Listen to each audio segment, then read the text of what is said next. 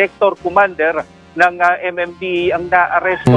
Kilala kong kaliskis mo, oy. Quezon City Police District matapos na magotong. Kinilala ito ni Police Lieutenant Anthony Dakel, Chief ng Criminal Investigation Section ng Holy Spirit Station, ang suspect na si Traffic 83 Raul Lapore, Sector Commander ng Congressional Mindanao Avenue.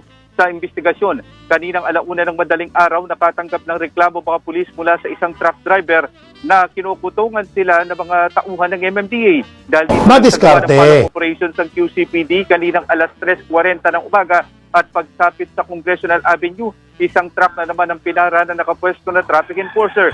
Dalawang beses na yan! Mga pulis na inaabot ng driver ang pera sa traffic enforcer, kaya kaagad na itong inaresto ng mga pulis. Kapansin-pansin din dun sa motorsiklo, kung nakita mo yung motorsiklo, Kuyang Melo, ito. traffic enforcer, may mga nakadikit na bubble gum Bubblegum? na kapag-transfer nung kanyang motorsiklo.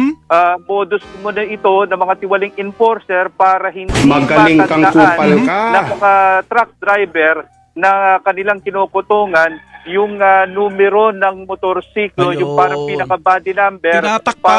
Tinatakpan ng bubble gum. Para na sa ganoon, hindi mahalata at hindi makita yung mga numero ng kanyang motorsiklo. Di hanapin yung mga motorsiklong may tapal na bubble gum. Kaya nga, kapag may tapal na bubble gum, ibig sabihin meron pong kabalustugan na ginagawa yung mga yan. Bakit kailangan natakpan? Kwento ng driver na si Winston de la Cruz, kada madadaan umano sila sa Congressional Avenue tuwing this oras, ay nakukutungan umano sila. Minsan ay 500 pesos ang kanilang ibinibigay, pero kapag kulang ang kanilang pera, ay tumatubad sila sa 300 pesos. Pero kapag 300 pesos umano ang kanilang ibinibigay, ay nagagalit yung mga enforcer